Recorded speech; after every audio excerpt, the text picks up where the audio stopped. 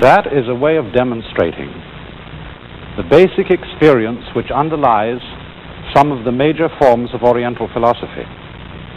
And actually this way of demonstrating it is taken from a kind of Chinese and Japanese Buddhism called Zen, which I'm going to be talking about quite a bit today, because Zen is one of the best examples of a philosophy, shall we call it, in which this experience is dominant. Zen, of course, is a Japanese word, and it's spelled Z-E-N.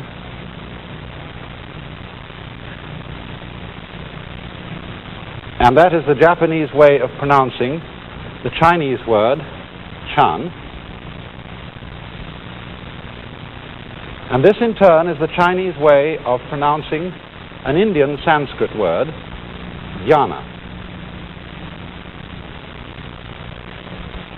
And jnana refers to the kind of experience which has been represented in this circle. Another word for it would be a second Sanskrit term, shunya. And the nearest we can translate shunya in English is emptiness or void. And so we might say this is an experience of the void. Before trying to explain what this is, and you know the funny thing is it really can't be explained because it has to be felt, because it's a transformation of one's basic feeling, one's basic consciousness of life. But I should mention first that it is characteristic of Eastern philosophy to be based on experience rather than ideas. You see, philosophy in the Western world, especially as it's taught in our universities and academies, is mainly a matter of thinking. It's a matter of trying to arrive at certain clear, positive ideas about the nature of man, the nature of the universe, and so on and so forth. And also religion in the West is somewhat similar because religion is largely concerned with belief in certain ideas.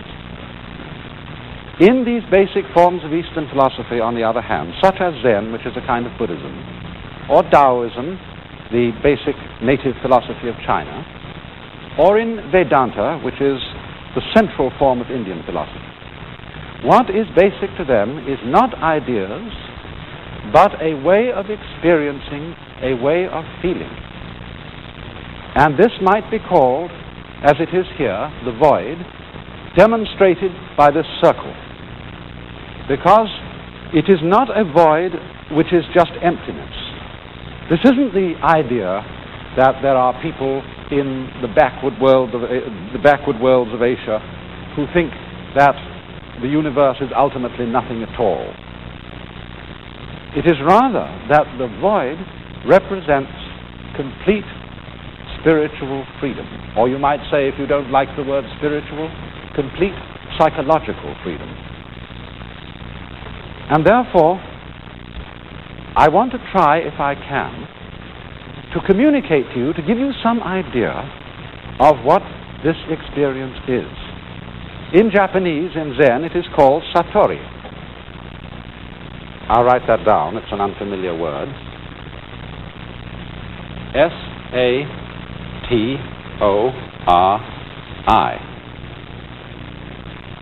And I like the way that that's pronounced in Southern Chinese. They pronounce it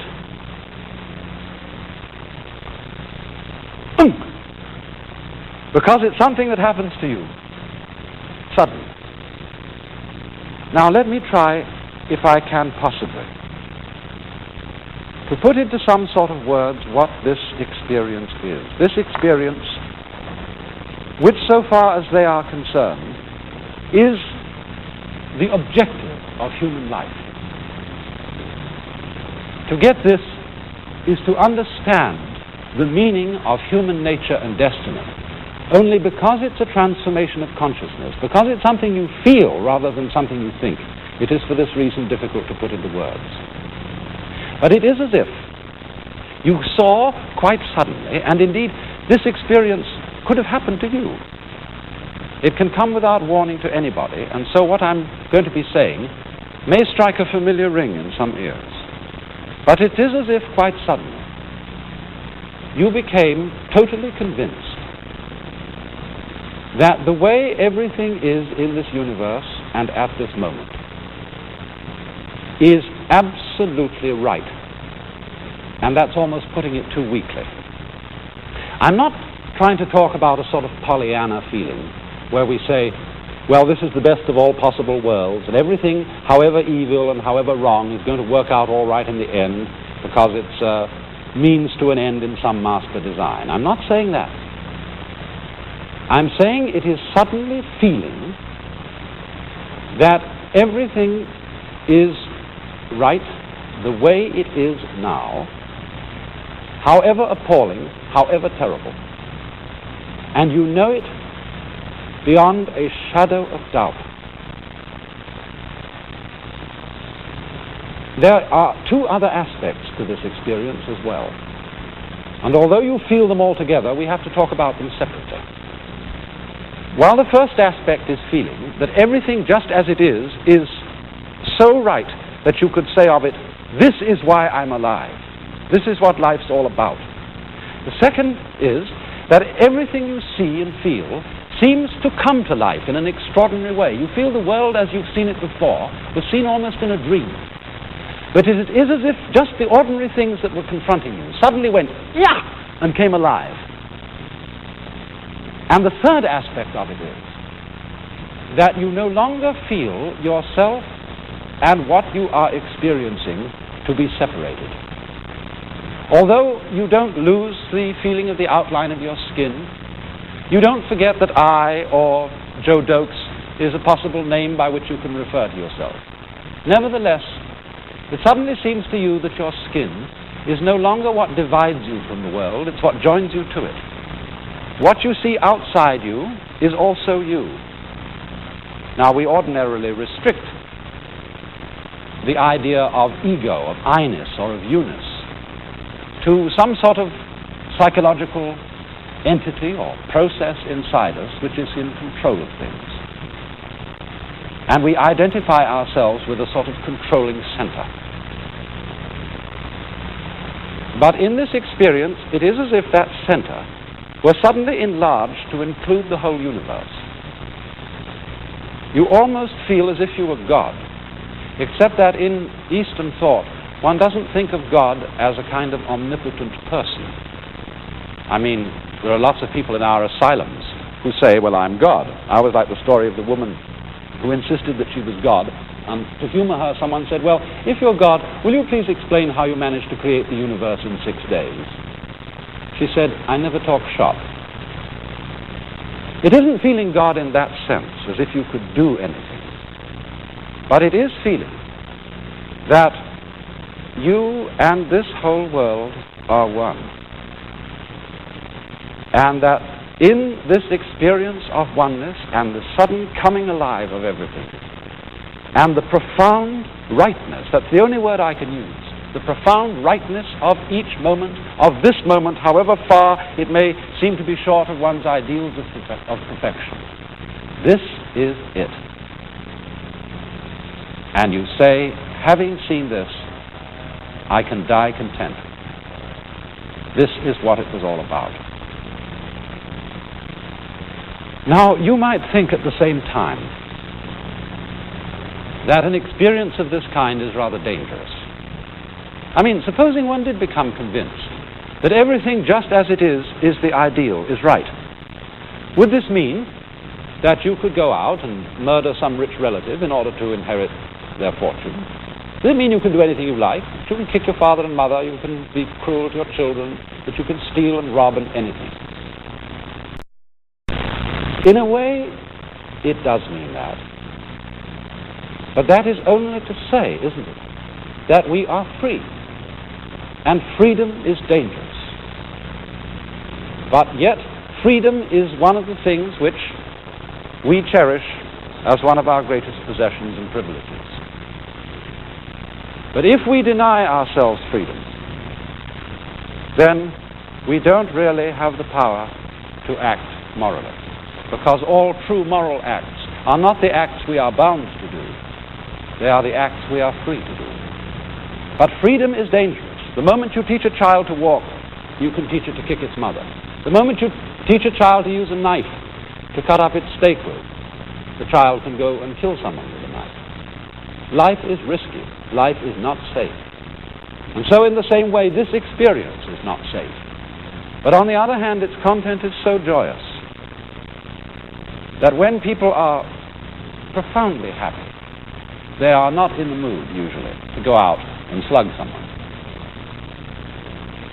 And so you might say, this experience then, which is the foundation of these great forms of Oriental philosophy, that sounds wonderful. And I'd like to get it.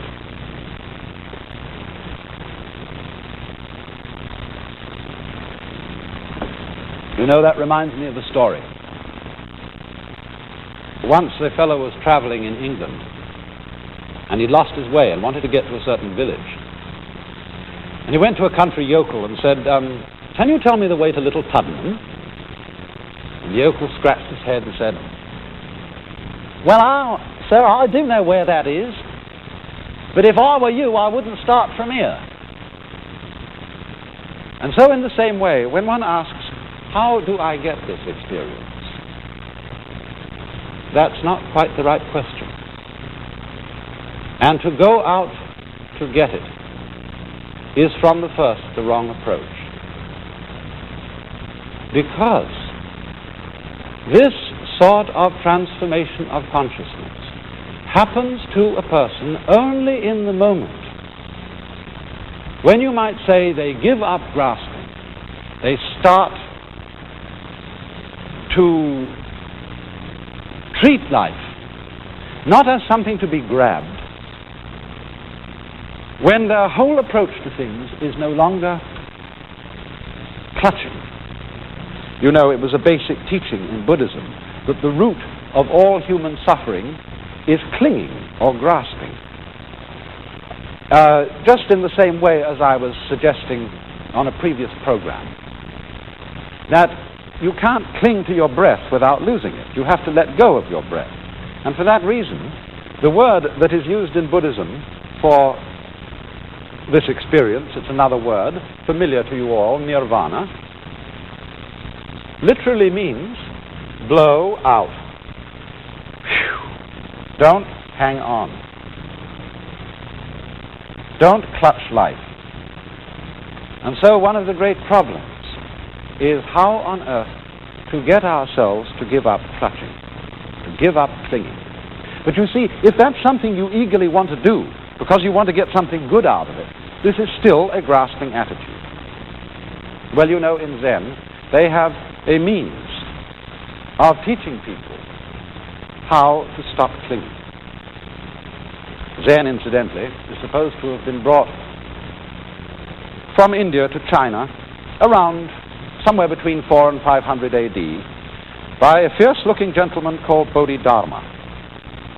You can see him in this picture by the Japanese painter Soga Jasuku. He's always drawn as a very fierce fellow, with a twinkle in his eye at the same time. And when Bodhidharma came to China, he didn't have very many disciples, but there was one fellow who sought him out, and his name was Eka.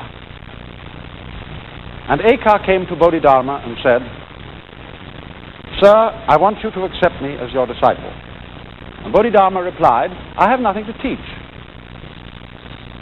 What I understand is an experience, in other words, and I can't put it into words, and therefore go away, I can't teach it to you." But Eka insisted on being taught, and he waited outside Bodhidharma's cave in the snow. And if you look in the picture by Seshu, you can see Eka standing out there. And Eka got so persistent, and Bodhidharma so persistent in his refusal to teach him, that at last Eka cut off his arm and handed it to Bodhidharma, saying, "Look, here is the testimony of my sincerity. Please, take me as your disciple." So Bodhidharma said, "All right, what do you want?" And Eka replied, I have no peace of mind. Please pacify my mind. And by mind, of course, he meant his soul, his self. So Bodhidharma said, bring out your mind here before me. I'll pacify it. But Eka said, when I look for my mind, I can't find it. Bodhidharma said, there, I have pacified your mind.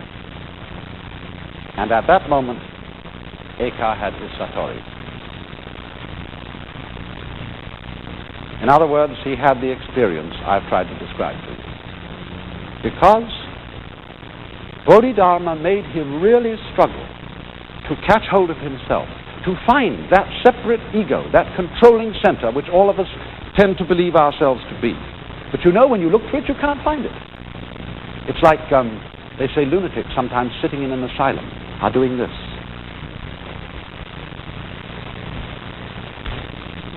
Yes, they sit for hours perhaps in a padded cell doing that, but you can't catch hold of it. You know, perhaps one of the good ways of showing you what this means is through the application of Zen to Japanese fencing. You know, Japanese fencing, or kendo, which means the way of the sword, is done with gruesome swords like this. And the samurai, Japanese feudal soldiery, used to practice Zen to give them courage, and they applied it to the art of fencing. Now, if you go to study with a Japanese fencing master, you will not at first be given a sword and be told how to use it. You'll be made a kind of janitor around the house.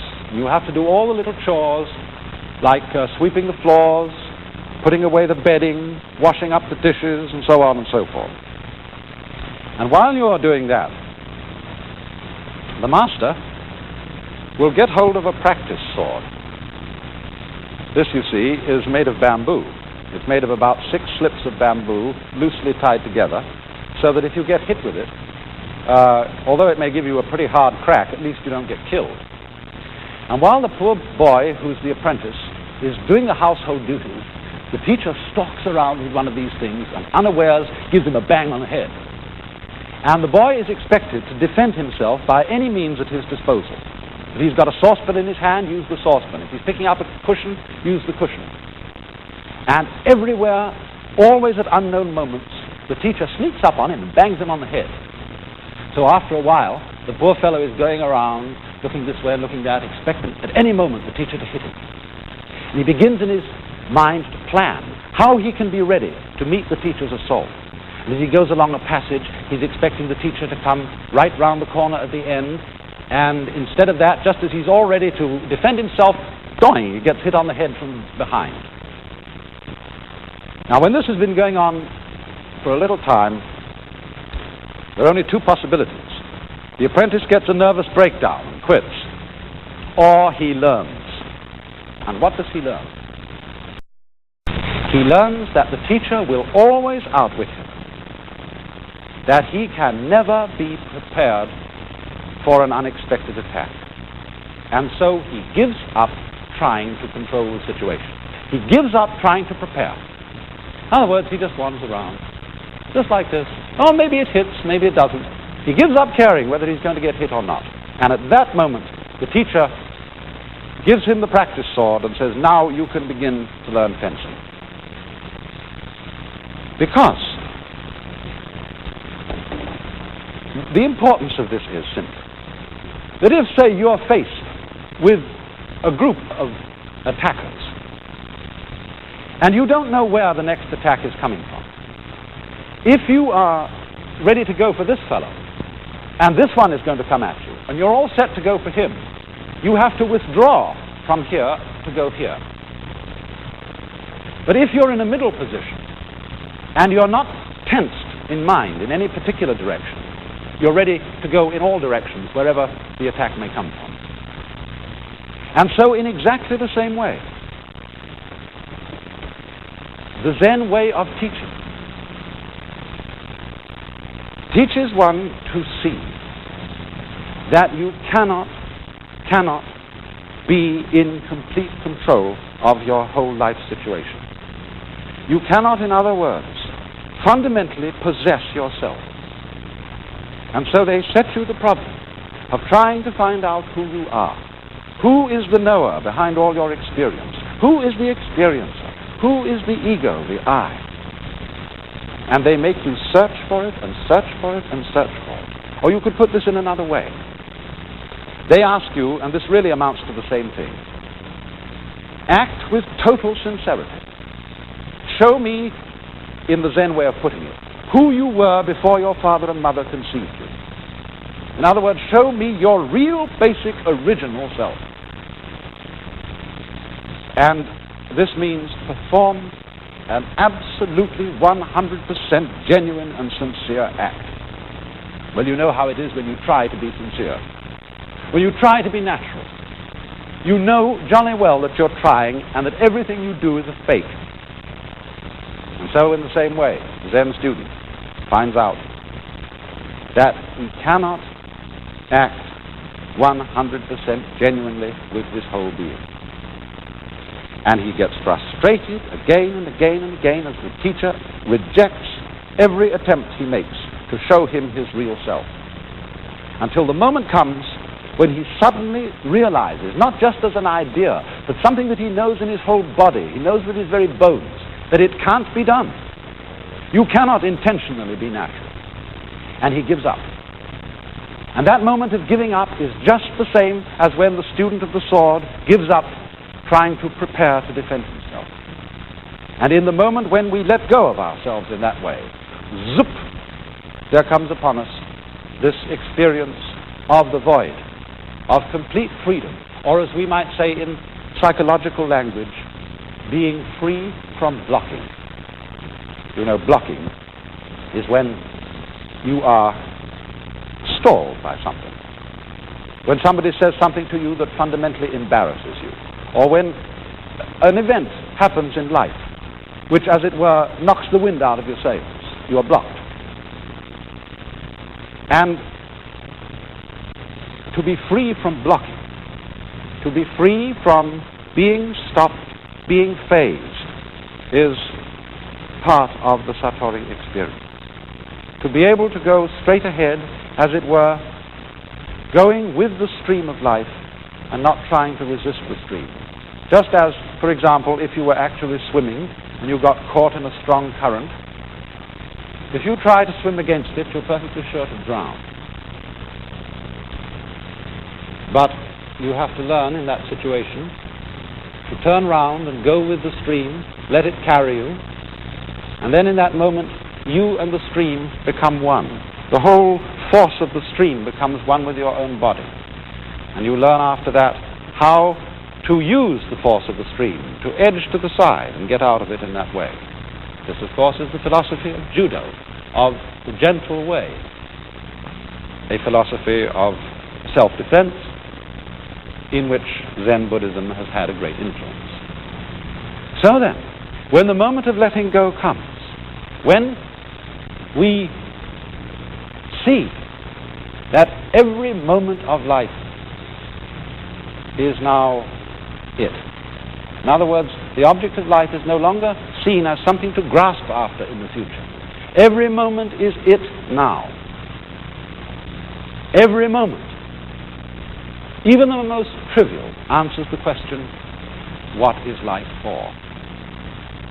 And so you see, the experience at the basis of Zen and at the basis of other types of Oriental philosophy can be demonstrated by ordinary everyday life.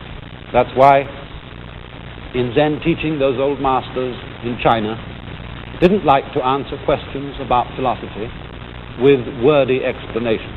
They had quite a different way of going about it. I remember one case where a Confucian scholar came to a teacher and said, "Please explain to me your secret teaching." And the teacher replied, "Well, there's a saying in your own master Confucius which very well puts it.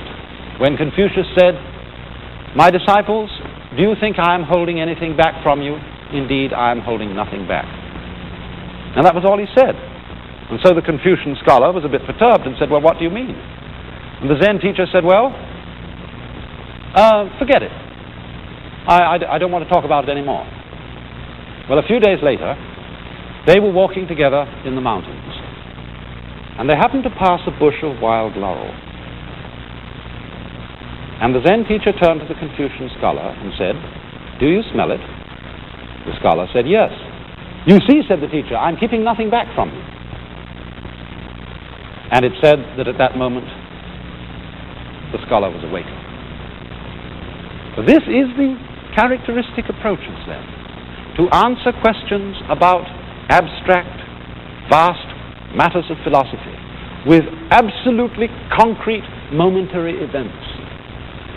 Because it is these concrete, momentary events that are the answer. If they are experienced with a mind that is no longer clinging to life and clinging to itself, as I said, the trivial, the ordinary, the momentary suddenly comes zoop to life. And this, you see, this thing that we are living now is the answer. And so Zen teachers have said very strange things when asked philosophical questions. One of them said, the cypress tree in the yard. Another said, 3 pounds of flax. Another said, it's windy again this morning. Sometimes they don't say anything. There's a famous story of a Chinese general, I think he was, who came to one of the old masters and said to him, "What is the way?" And in answer, the master